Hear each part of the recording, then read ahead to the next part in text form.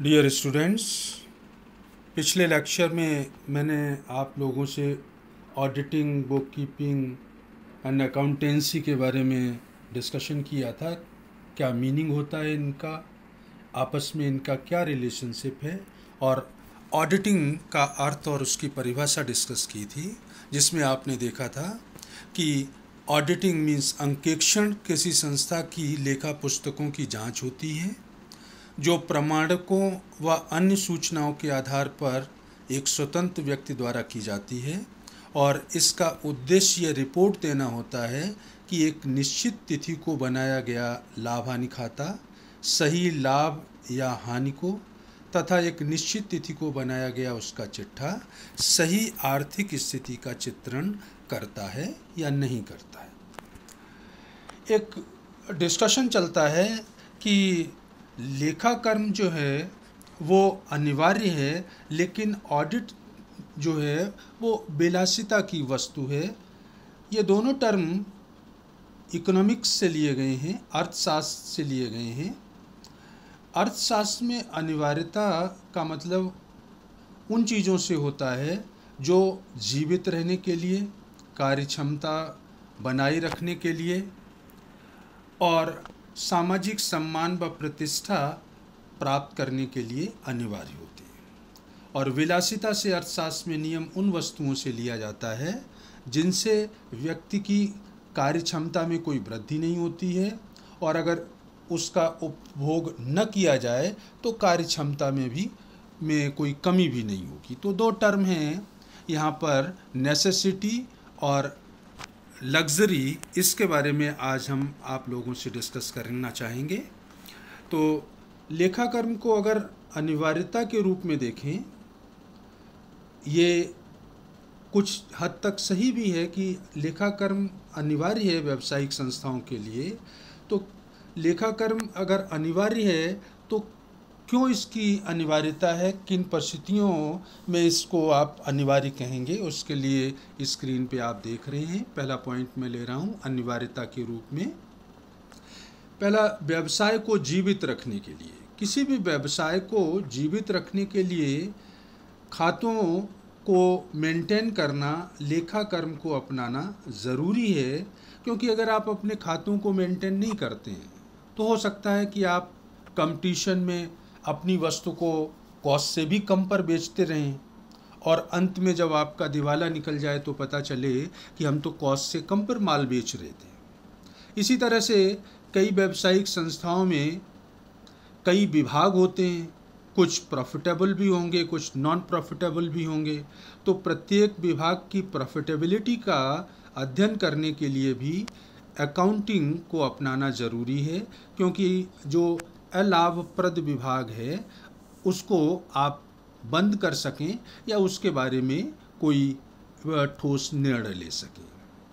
अगर व्यवसायी माल उधार बेचता है तो लेखाकर्म के अभाव में उसके लिए देनदारों के नाम याद रखना संभव नहीं होगा, और देनदार अगर ईमानदार नहीं हुए तो व्यवसाय का पैसा डूब जाएगा। इसलिए व्यवसाय को जीवित रखने के लिए हम कह सकते हैं कि लेखाकर्म अनिवार्य है। इसी तरह से व्यवसाय की कार्यक्षमता बढ़ाने के लिए लेखाकर्म की सहायता से व्यवसायी अपनी प्रगति की तुलना कर सकता है। नॉन प्रॉफिटेबल एक्टिविटीज़ को छोड़कर उन एक्टिविटीज़ पर अपने को कंसंट्रेट कर सकता है जो प्रॉफिटेबल है, उनके लिए प्लानिंग कर सकता है, और कार्यक्षमता में कमी अगर कोई है तो उसको ढूंढ करके उसको बढ़ाने का उपाय भी कर सकता है। लेकिन ये तभी संभव है जब आप अकाउंटिंग प्रोसीजर को फॉलो कर रहे हैं, अकाउंट्स मेंटेन कर रहे होंगे। इसी तरह से व्यवसाय की प्रतिष्ठा बनाए रखने के लिए भी लेखाकर्म जरूरी है। अगर आप अपने अकाउंट्स मेंटेन नहीं करते हैं तो आपका पक्ष सदैव ही कमज़ोर माना जाएगा, चाहे वो कोर्ट में मामला हो, इनकम टैक्स डिपार्टमेंट या सेल्स टैक्स या जीएसटी के अधिकारी हों, उनके समक्ष आप अपनी बात कहें, बैंक या सरकार से कोई लाइसेंस लेना हो। तो इन सारी परिस्थितियों में अगर आप अपने अकाउंट्स को प्रॉपर ढंग से मेंटेन नहीं किया है तो आपकी प्रतिष्ठा कमज़ोर मानी जाएगी, आपका पक्ष कमज़ोर माना जाएगा। तो ये 2-3 चीज़ें हैं जिनके रेफरेंस में मैं ये कह सकता हूँ कि लेखाकर्म किसी भी व्यवसाय को जीवित रखने के लिए, कार्यक्षमता को बढ़ाने के लिए, उसकी प्रतिष्ठा को बढ़ाने के लिए अनिवार्य है। पी पॉइंट में आप देख रहे हैं लेखाकर्म विलासिता भी हो सकता है। विलासिता एक छोटे व्यवसाय के लिए ये ज़रूर आप कह सकते हैं कि अगर कोई फेरी लगाता है, कोई स्टॉल लगा रहा है और छोटा पूरा अपना काम कर रहा है और उससे अपना पालन पोषण करता है, तो उसको वो अपने अकाउंट्स को मेंटेन करने की आवश्यकता नहीं है, क्योंकि बड़ी व्यावसायिक संस्थाओं में ही इसकी उपयोगिता मानी जाती है। अंकेक्षण तो इस तरह से लेखाकरण तो हम कह सकते हैं कि अनिवार्य है, सिर्फ छोटी व्यावसायिक संस्थाओं को छोड़कर। अब बात करते हैं अंकेक्षण की। अंकेक्षण से कार्य क्षमता पर बड़ा लाभप्रद प्रभाव पड़ता है। इसे हम विलासिता नहीं कह सकते हैं। बहुत से व्यवसायों में तो अंकेक्षण एक आवश्यकता होती है। जैसे आप देख रहे हैं कंपनी में अंकेक्षण आवश्यक है, कंपनी लॉज के अकॉर्डिंग भी ज़रूरी है। साथ ही अंकेक्षण के द्वारा जो विनियोजक हैं, शेयर होल्डर्स हैं, वो निश्चिंत रहते हैं कि हमारे पैसे का सदुपयोग किया जा रहा है प्रबंधकों और कर्मचारियों के द्वारा।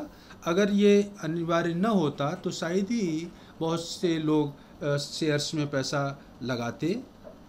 तो कंपनी की सही स्थिति विनियोजकों तक पहुंचाने के लिए अंकेक्षण अनिवार्य है, विलासिता नहीं है कह सकते हैं आप इसे। ट्रस्ट के लिए, ट्रस्ट के सदस्यों को भी अंकेक्षण द्वारा ये विश्वास हो जाता है कि जो ट्रस्ट के ट्रस्टी हैं वो ट्रस्ट के उद्देश्यों के लिए ही धन का उपयोग कर रहे हैं। सहकारी समितियों के लिए भी अंकेक्षण आवश्यक है, क्योंकि सहकारी समितियों की एक तो सही स्थिति प्रकट हो जाती है, सरकार व जनता को ये विश्वास हो जाता है कि समिति सहकारिता के सिद्धांतों पर चल रही है और धन का कोई अपव्यय या दुरुपयोग नहीं हो रहा है। सार्वजनिक निगम, सरकारी विभागों में भी अंकेक्षण की आवश्यकता है। इससे स्पष्ट हो जाता है कि कर्मचारी अनियमितताएं नहीं कर रहे हैं, अपना कार्य ईमानदारी और निष्ठा के साथ पूरा कर रहे हैं, सार्वजनिक धन का दुरुपयोग नहीं हो रहा है। फर्म के लिए भी अंकेक्षण अनिवार्य है, क्योंकि एक तो खातों की शुद्धता प्रकट हो जाती है और दूसरा साझेदारों में आपस में विश्वास बना रहता है। तो हम कह सकते हैं कि बहुत सारी सिचुएशंस हैं ये जिनमें अंकेक्षण अनिवार्य है, जिस आप उसको विलासिता नहीं कह सकते।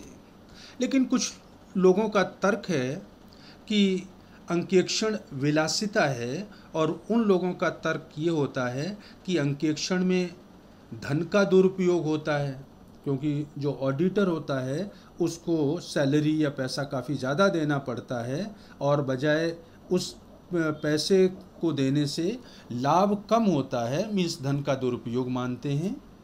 कुछ लोग कहते हैं शक्ति का दुरुपयोग भी होता है। अंकेक्षक के कार्य में सहायता करने के लिए संस्था के कर्मचारियों को कई औपचारिक काम करने पड़ते हैं, जैसे विनियोग रजिस्टर है, स्टॉक रजिस्टर, डेटर क्रेडिटर्स की लिस्ट बनाना। ये काम व्यर्थ का मानते हैं, कहते हैं कि एम्प्लॉइज़ का टाइम खराब होता है। इसी तरह से समय का दुरुपयोग, क्योंकि ऑडिटर अपना काम तो करता ही है, उसकी हेल्प के लिए संस्था के कर्मचारियों को भी सहयोग करना पड़ता है, साथ देना पड़ता है।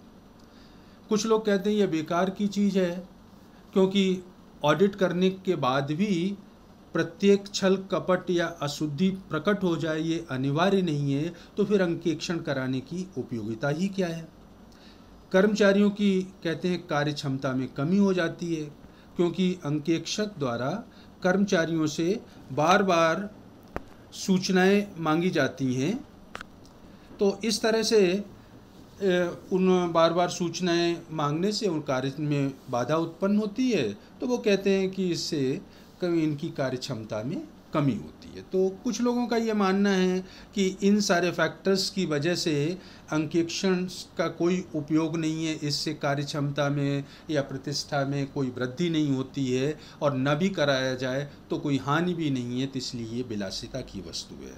लेकिन हम जानते हैं कि बड़ी संस्थाओं के लिए अंकेक्षण विलासिता नहीं है, बल्कि एक अनिवार्य वस्तु है, अनिवार्यता है। क्यों? क्योंकि अंकेक्षण कराने से कई सारे फायदे आपको दिखेंगे। जैसा पहला पॉइंट आप देख रहे हैं, कर्मचारियों की कार्य क्षमता में वृद्धि हो जाती है। जिस व्यवसाय में हिसाब किताब का स्वतंत्र अंकेक्षकों द्वारा अंकेक्षण किया जाता है, कर्मचारी उसके अधिक सावधानी और ईमानदारी से काम करेंगे। इससे उनकी कार्य क्षमता बढ़ेगी।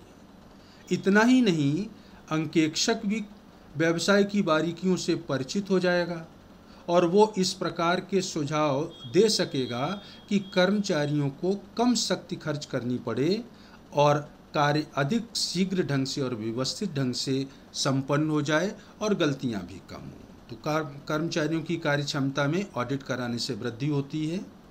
प्रक्रियाओं की कार्य क्षमता में वृद्धि होना। प्रत्येक व्यावसायिक संस्था में आर्थिक व्यवहार निश्चित प्रोसीजर्स, प्रक्रियाओं के अनुसार होते हैं। अंकेक्षक उनकी कमजोरियों को प्रकट करता है और उन्हें दूर करने तथा कार्य क्षमता बढ़ाने के संबंध में महत्वपूर्ण सुझाव दे सकता है।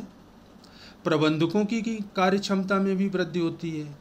जब मैनेजर्स को ये पता होगा कि उनके कार्य के संबंध में भी एक स्वतंत्र आदमी द्वारा रिपोर्ट तैयार की जाएगी, तो उन पर नैतिक दबाव रहता है कि वो भी अपना काम पूरी ईमानदारी से और पूरी शक्ति के साथ करें। तो प्रबंधकों की कार्य क्षमता में भी इससे वृद्धि होती है। प्रतिष्ठा द्वारा कार्य क्षमता में वृद्धि। अंकेक्षित जो हिसाब किताब हैं, अकाउंट्स हैं, ऑडिटेड पेपर्स, उन पर सब जगह विश्वास किया जाता है, चाहे वो बैंकिंग कंपनी हो, बीमा कंपनी, सरकार, इनकम टैक्स डिपार्टमेंट या जीएसटी। तो इससे संस्था की प्रतिष्ठा भी बढ़ती है, प्रबंधकों को इससे सुविधाएं भी प्राप्त होती हैं और अपने विकास के लिए योजनाएं बना सकते हैं। क्योंकि आपको फाइनेंस कराना है, कुछ और लाइसेंस लेना है, तो हर जगह आपको अपने ऑडिटेड अकाउंट्स की कॉपी सबमिट करनी होती है। इसी तरह से प्लांट व मशीन की कार्य क्षमता में भी वृद्धि होती है। कॉस्ट ऑडिट के द्वारा हम ये पता करते हैं कि प्लांट व मशीन कब कब बंद रही है और किन किन कारणों से बेकार रही है या बंद रही है। तो उन कारणों या कमियों को दूर करके हम प्लांट की एफिशिएंसी को बढ़ा सकते हैं, उसकी कार्य क्षमता में भी वृद्धि कर सकते हैं। तुलना द्वारा कार्य क्षमता में वृद्धि। अंकेक्षित हिसाब किताब अधिक विश्वस्त होते हैं और प्रबंधक इन पर निर्भर रह सकते हैं। कई सालों के फाइनल अकाउंट्स को कंपेयर करके वो देख सकते हैं कि व्यवसाय की कार्य क्षमता किस तरह बढ़ाई जाए, उसके बारे में प्लानिंग कर सकते हैं। किस तरह से अपने हिसाब किताब को प्रॉपरली मेंटेन किया जाए, उनमें शुद्धता किस तरह से रखी जाए, क्योंकि जो ऑडिटर है वो शुद्धता का ही एक तरह से प्रमाण पत्र देता है कि आपने जो खाते तैयार किए हैं वो उचित हैं, सही हैं और उनमें त्रुटियां व गलतियां नहीं हैं। तो कुल मिलाकर के मैं ये कह सकता हूँ कि नोट में आप देख रहे हैं, ये कहना पूर्ण रूप से ठीक नहीं है कि लेखाकर्म अनिवार्यता है और अंकेक्षण विलासिता है। लेखाकर्म प्रायः अनिवार्य ही होता है, लेकिन छोटी व्यापारिक संस्थाओं या व्यक्तियों के लिए यह विलासिता की वस्तु हो सकती है। अंकेक्षण अनिवार्यता तथा विलासिता दोनों हो सकते हैं। छोटी संस्थाओं के लिए इसे विलासिता कहा जा सकता है, क्योंकि इन संस्थाओं में मालिक स्वयं या एक दो कर्मचारियों की सहायता से कार्य करता है या करवाता है। छोटी फर्में जहां साझेदारों का काम आपस में बटा हुआ है, एक दूसरे पर विश्वास भी बहुत है, तो वहाँ हो सकता है कि ऑडिट की ज़रूरत न पड़े। वहाँ आप कह सकते हैं कि अंकेक्षण विलासिता है। लेकिन व्यापक रूप में मैं अगर कहूँ तो जो पॉइंट्स ऊपर मैंने आपसे डिस्कस किए हैं, अंकेक्षण के जो फ़ायदे हैं, उनके आधार पर जैसे कर्मचारियों की कार्य क्षमता में वृद्धि होगी, प्रक्रियाओं की क्षमता में वृद्धि होगी, प्रबंधकों पर नैतिक दबाव रहेगा, आपके अकाउंट्स की ऑडिट होने से प्रतिष्ठा बढ़ती है, प्लांट मशीनरी की कार्य क्षमता में आप वृद्धि कर सकते हैं। तुलना के द्वारा आप नई प्लानिंग कर सकते हैं कि किस तरह से हम अपने व्यवसाय की एफिशिएंसी को बढ़ाएं। तो इन सब कारणों को देखते हुए मैं ये कह सकता हूँ कि ऑडिटिंग में इन्वेस्टमेंट एक लाभदायक विनियोग माना जाता है और ये एक तरह से अनिवार्य ही है छोटी संस्थाओं को छोड़ करके, बाकी सभी के लिए लाभप्रद है। तो आज का पॉइंट ऑफ डिस्कशन यही था कि अंकेक्षण विलासिता है या नहीं है और लेखाकर्म अनिवार्य है या विलासिता है, इसके बारे में ब्रीफ में आपसे डिस्कशन किया जाए। नेक्स्ट वीडियो में मैं फिर आपसे बात करूंगा। आज के लिए इतना ही। Thank you.